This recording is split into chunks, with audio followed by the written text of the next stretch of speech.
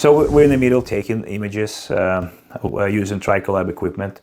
Will give us an objective measurement of the baseline, and we can track later on the changes that will happen after initiation of combined regenerative technique. So right now we take the macro images. So we can take macro images of the zone, and then for each of these areas we'll take microscopic images.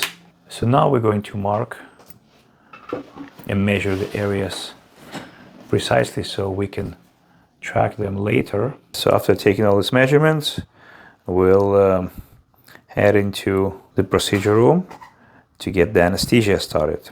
So now we're in the middle of administration of the ring block. As you can see, we use this injection device to minimize any discomfort.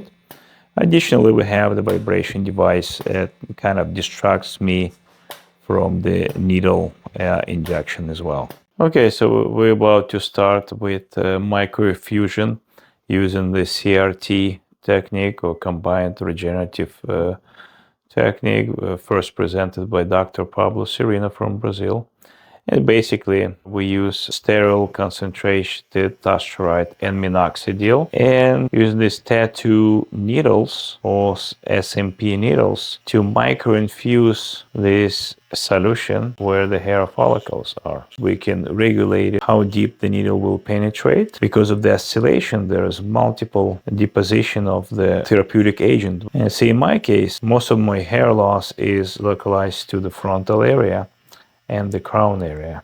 And it's important when we part the hair not to skip any areas, so everything is going to be micro-infused. So the entire procedure takes approximately 15 to 20 minutes, and we typically schedule it every 30 days, between 5 to 6 sessions overall. We can also add PRP, and we can add hyperbaric oxygen therapy. So to learn more about combined regenerative technique using drug micro-infusion, please don't hesitate to contact us.